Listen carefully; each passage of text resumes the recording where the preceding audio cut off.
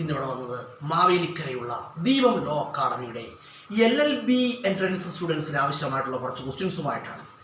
ഈ questions LLB entrance സ്റ്റുഡൻസിനേക്കാളും മറ്റു മത്സര പരീക്ഷ എഴുതുന്നവർക്ക് കൂടുതൽ ഉപകാരപ്രദമാണ്. എങ്കിലും LLB എൻട്രൻസ് എക്സാം എഴുതുന്ന സ്റ്റുഡൻസ് ഈ ക്വസ്റ്റ്യൻസൊക്കെ അത്യാവശ്യമായിട്ട് അറിഞ്ഞിരിക്കേണ്ടതാണ്. ആയതുകൊണ്ട് നമ്മൾ ഈ ക്വസ്റ്റ്യൻസ് ദീപം ലോ അക്കാഡമിയിലെ സ്റ്റുഡൻസിന് വേണ്ടി പറയുകയാണ്. നമുക്ക് എന്ത് ചെയ്യാം, നേരെ ക്വസ്റ്റ്യനിലേക്ക് കിടക്കാം. കേരളത്തിലെ സ്ഥലങ്ങളുടെ പഴയ പേരുകളും പുതിയ പേരുകളും. കേരളത്തിലെ സ്ഥലങ്ങളുടെ പഴയ പേരുകൾ, പുതിയ പേരുകൾ. തിരുവനന്തപുരത്തിൻ്റെ പഴയകാല പേരെന്താണ്? തിരുവനന്തപുരത്തിൻ്റെ പഴയകാല പേര് അനന്തപുരി എന്നാണ്. തിരുവനന്തപുരത്തിൻ്റെ പഴയകാല പേരെന്താണ്? അനന്തപുരി എന്നാണ്. Old name of Thiruvananthapuram. Answer Ananthapuri. Old name of Trivandrum Ananthapuri. അതുപോലെ തന്നെ പറയുകയാണെങ്കിൽ തിരുവിതാംകൂറിൻ്റെ പഴയകാല പേര്. തിരുവിതാംകൂറിൻ്റെ പഴയകാല പേരെന്താണ്? തിരുവിതാംകൂറിന് പഴയകാല പേരുണ്ട്. എന്താണെന്ന് അറിയാമോ? തിരുവിതാംകൂറിൻ്റെ പഴയകാല പേരാണ് തൃപ്പാപ്പൂർ സ്വരൂപം.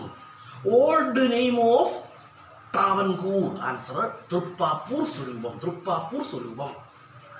അതുപോലെ തന്നെ പറയുകയാണെങ്കിൽ കൊട്ടാരക്കരയുടെ പഴയകാല പേര് Elayidathu Swaroopam. Old name of Kottarakkara. Answer Elayidathu Swaroopam. അതുപോലെ തന്നെ വർക്കലയുടെ പഴയകാല പേര് എന്താണ്? Balitha. Old name of Varkala. Answer Balitha. വർക്കലയുടെ പഴയകാല പേര് ബലിത എന്നാണ്. അതുപോലെ തന്നെ കരുനാഗപ്പള്ളിയുടെ പഴയകാല പേരെന്താണ്? കരുനാഗപ്പള്ളിയുടെ പഴയകാല പേര് മാർത്ത എന്നാണ്.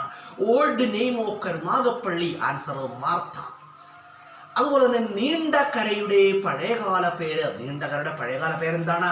നീണ്ടകരയുടെ പഴയകാല പേരാണ് Nelcynda. Old name of Neendakara. Answer Nelcynda. Old name of Neendakara. Answer Nelcynda.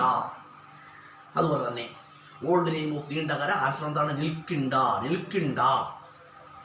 അതുപോലെ പറയുകയാണെങ്കിൽ നിൽക്കിണ്ട കേട്ടോ. അതുപോലെ തന്നെ ആലപ്പുഴയുടെ പഴയകാല പേരെന്താണ്? Onattukara. Old name of Alappuzha Onattukara. അതുപോലെ പറയുകയാണെങ്കിൽ കൊടുങ്ങല്ലൂരിൻ്റെ പഴയകാല പേര്. കൊടുങ്ങല്ലൂരിൻ്റെ പഴയകാല പേരെന്താണ്? കൊടുങ്ങല്ലൂരിൻ്റെ പഴയകാല പേരെന്ന് പറഞ്ഞാൽ കൊടുങ്ങല്ലൂരിൻ്റെ പഴയകാല പേരെന്താണ്? കൊടുങ്ങല്ലൂരിൻ്റെ പഴയകാല പേരാണ് അശ്മകം.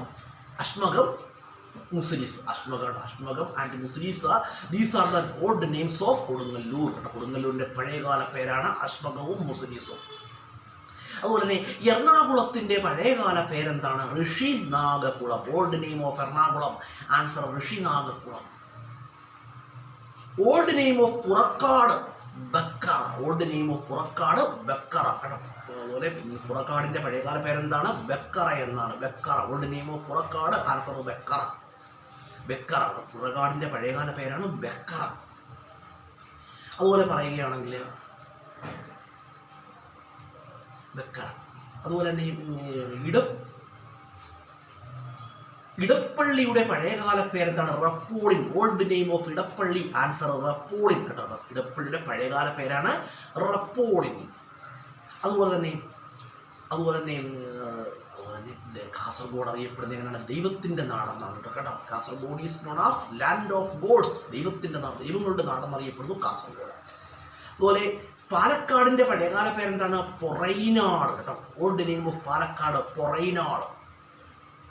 അതുപോലെ തന്നെ തൃശ്ശൂരിൻ്റെ പഴയകാല പേരെന്താണ്? തൃശ്ശൂരിൻ്റെ പഴയകാല പേരാണ് തൃശ്ശിവം പേരൂര്. തൃശ്ശൂരിൻ്റെ പഴയകാല പേര് Thrissivam Perur. Old name of Thrissur. Answer Thrissivam Perur. അതുപോലെ കൊച്ചിയുടെ പഴയകാല പേരെന്താണ്? ഗോശ്രീ കേട്ടോ. Old name of Kochi. Answer Goshree. Goshree എന്നാണ് കൊച്ചിയുടെ പഴയകാല പേര്. അപ്പോൾ നമ്മൾ കുറച്ച് ക്വസ്റ്റ്യൻസ് പറഞ്ഞു. ഈ ക്വസ്റ്റ്യൻസ് എന്താണ്? എല്ലാവർക്കും പ്രയോജനപ്പെടുന്ന ക്വസ്റ്റ്യൻസ് ആണ്. എല്ലാവർക്കും മത്സര പരീക്ഷകളുടെ ഏത് സ്റ്റുഡൻസിനും ഉപകാരപ്രദമായ ക്വസ്റ്റ്യൻസ് ആണ് കേട്ടോ. അല്ലാതെ തന്നെ നമുക്ക് ഇതൊക്കെ നമ്മൾ അറിഞ്ഞിരിക്കേണ്ട ക്വസ്റ്റ്യൻസുമാണ്. അപ്പോൾ ഞാനിവിടെ വന്നത് മാവേലിക്കരയുള്ള ദീപം ലോ അക്കാഡമിയുടെ LLB എൻട്രൻസ് സ്റ്റുഡൻസ് ആവശ്യമായിട്ടുള്ള ക്വസ്റ്റ്യൻസുമായിട്ടാണ്. ഞാൻ പറഞ്ഞു വന്ന് കരുതി ഏവർക്കും വീഡിയോ കാണാവുന്നതാണ്.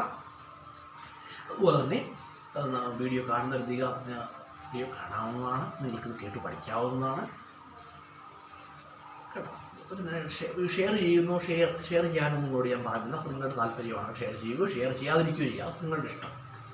അപ്പോൾ എന്ത് ചെയ്യുക, വീഡിയോ കാണുന്നവർ തുടർച്ചയായിട്ട് കാണുക കേട്ടോ. വീഡിയോ കാണാനും നമ്മൾ എന്ത് ചെയ്തില്ല, ആരും നിർബന്ധിക്കില്ല. വീഡിയോ കാണുന്നവർ എന്ത് ചെയ്യുക, കാണുക.